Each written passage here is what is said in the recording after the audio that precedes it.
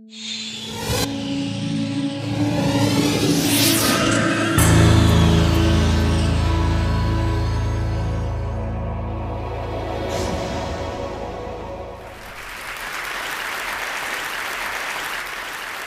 global challenge that I want to talk to you about today rarely makes the front pages. It, however, is enormous in both scale and importance. Look, you all are very well traveled. This is TED Global, after all. But I do hope to take you to some places you've never been to before. So let's start off in China. This photo was taken 2 weeks ago. Actually, one indication is that little boy on my husband's shoulders is just graduated from high school. But this is Tiananmen Square. Many of you have been there. It's not the real China. Let me take you to the real China. This is in the Dabia Mountains in the remote part of Hubei province in central China. Dai Manju is 13 years old at the time the story starts. She lives with her parents, her 2 brothers, and her great aunt. They have a hut that has no electricity, no running water, no wristwatch, no bicycle, and they share this great splendor with a very large pig. Dai Manju was in 6th grade when her parents said, "We're going to pull you out of school because the $13 school fees are too much for us. You're going to be spending the rest of your life in the rice paddies. Why would we waste this money on you?" This is what happens to girls in remote areas. Turns out that Dai Manju was the best pupil in her grade. She still made the 2-hour trek to the schoolhouse and tried to capture every little bit of information that seeped out of the doors. We wrote about her in the New York Times.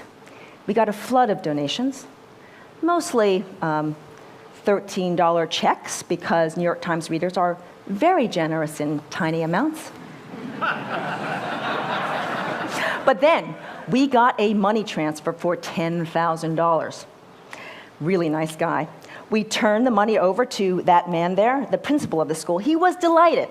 He thought, oh, I can renovate the school. I can give scholarships to all the girls, if they work hard and stay in school. So Dai Manju basically finished out middle school. She went to high school. She went to vocational school for accounting. She scouted for jobs down in Guangdong province in the south. She found a job. She scouted for jobs for her classmates and her friends. She sent money back to her family. They built a new house, this time with running water, with electricity, a bicycle, no pig. What we saw was a natural experiment. It is rare to get an exogenous investment in girls' education.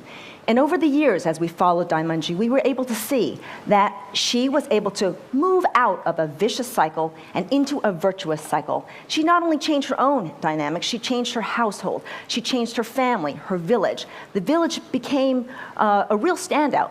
Of course, most of China was flourishing at the time, but they were able to get a road built to link them up to the rest of China.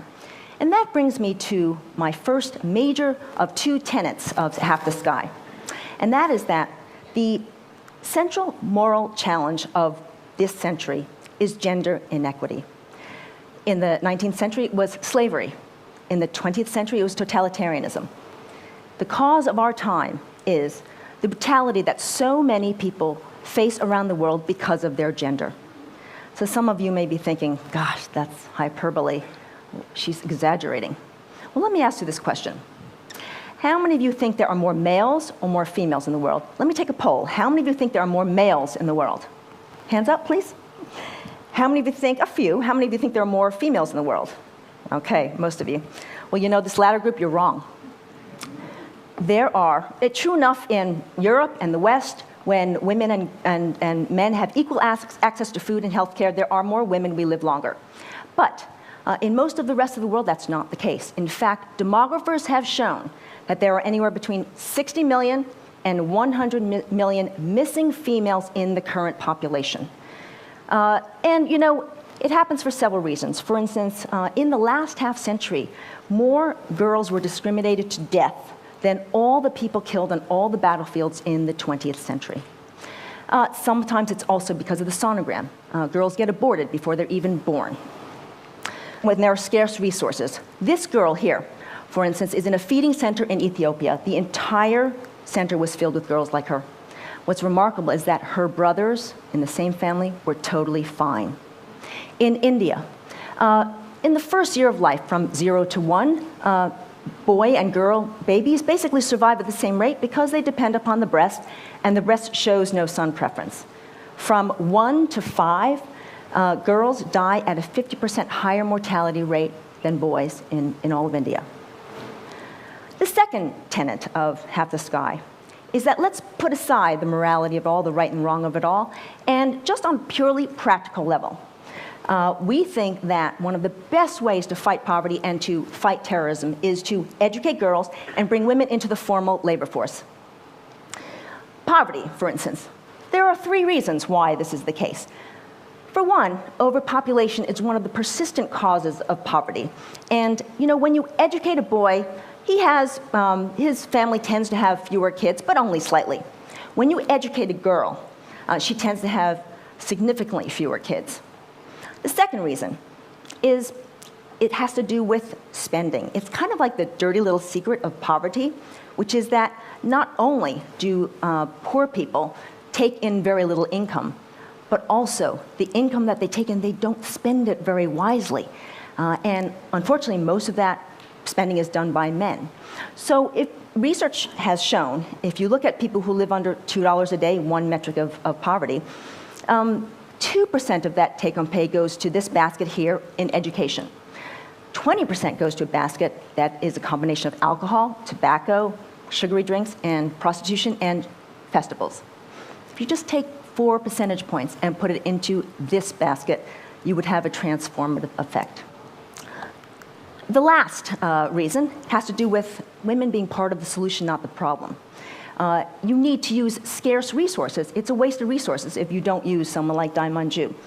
Bill Gates put it very well when he was traveling through Saudi Arabia. He was speaking to an audience much like yourselves. However, 2/3 of the way, there was a barrier. On this side was men, and then the barrier on this side was women.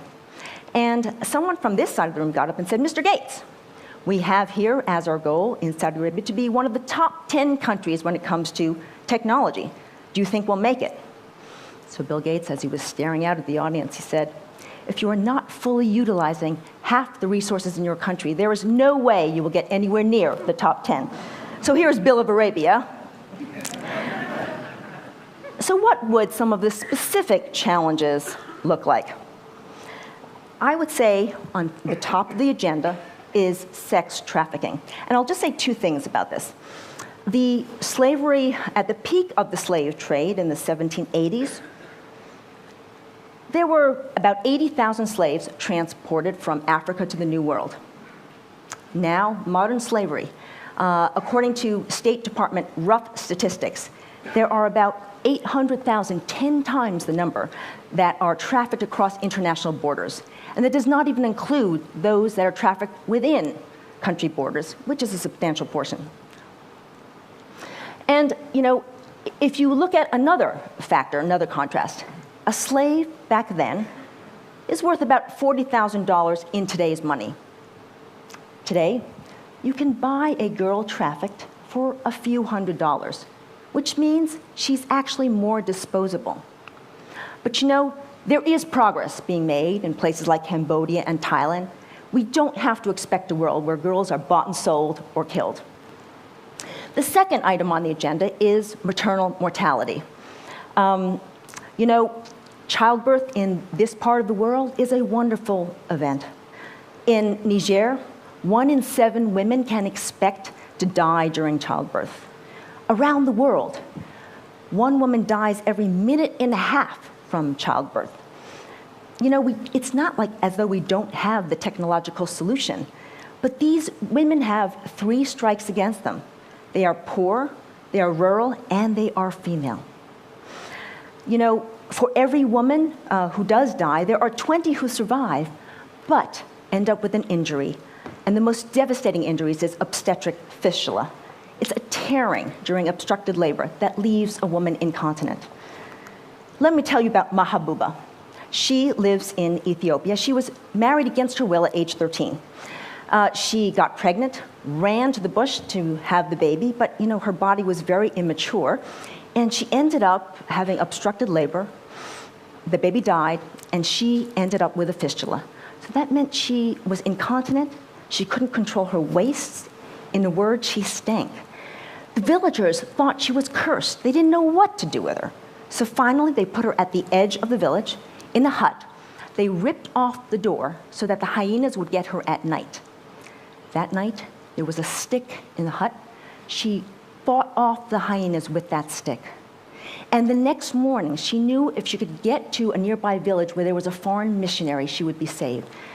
Because she had some damage to her nerves, she crawled all the way 30 miles to the doorstep, half dead. The foreign missionary opened the door, knew exactly what had happened, took her to a nearby fistula hospital in Addis Ababa, and she was repaired with a $350 operation. The doctors and nurses there noticed that she was not only a survivor, she was really clever, and they made her a nurse. So now, Mahabuba, she is saving the lives of hundreds, thousands of women. She has become part of the solution, not the problem. She has moved out of a vicious cycle into a virtuous cycle. I've talked about some of the challenges. Let me talk about some of the solutions. And there are predictable solutions. I've hinted at them: education and also economic opportunity. So, of course, when you educate a girl, she tends to get married later on in life. She tends to have kids later on in life. She tends to have fewer kids, and those kids that she does have, she educates them in a more enlightened fashion. With economic opportunity, it can be transformative. Let me tell you about Saima. She lives in a small village outside Lahore, Pakistan. And at the time, she was miserable. She was beaten every single day by her husband, who was unemployed. He was kind of a gambler type and unemployable, therefore, and took his frustrations out on her. Well, when she had her second daughter, her mother-in-law told her son, "I think you better get a second wife. Saima's not going to produce you a son." This is when she had her second daughter. At the time, there was a micro-lending group in the village that gave her a $65 loan. Saima took that money, and she started an embroidery business. The merchants liked her embroidery. It sold very well, and they kept asking for more. And when she couldn't produce enough, she hired other women in the village. Pretty soon, she had 30 women in the village working for her embroidery business. And then, when she had to transport all of the embroidery goods from the village to the marketplace, she needed someone to help her do the transport, so she hired her husband. So now they're in it together. He does the transportation and distribution, and she does the production and sourcing. And now they have a third daughter, and the daughters, all of them, are being tutored in education because Saima knows what's really important. Which brings me to the final element, which is education. Larry Summers, when he was chief economist of the World Bank, once said that it may well be that the highest return on investment in the developing world is in girls' education. Let me tell you about Beatrice Bira. Beatrice was living in Uganda near the Congo border, and like Daimanju, she didn't go to school. Actually, she had never been to school, not even to a lick one day. Her parents again said, why should we spend the money on her? She's going to spend most of her life lugging water back and forth. Well, just so happens at that time, there was a group in Connecticut called the Neantic Community Church Group in Connecticut. They made a donation to an organization based in Arkansas called Heifer International. Heifer sent 2 goats to Africa. One of them ended up with Beatrice's parents, and that goat had twins. The twins started producing milk. They sold the milk for cash. The cash started accumulating. And pretty soon the parents said, we've got enough money. Let's send Beatrice to school. So at 9 years of age, Beatrice started in 1st grade. After all, she'd never been to a lick of school, with the 6-year-old. No matter, she was just delighted to be in school. She rocketed to the top of her class. She stayed at the top of her class through elementary school, middle school, and then in high school, she scored brilliantly on the national examinations so that she became the first person in her village ever to come to the United States on scholarship. 2 years ago, she graduated from Connecticut College. On the day of her graduation, she said, "I am the luckiest girl alive because of a goat." And that goat was $120. So you see how transformative little bits of help can be. But I want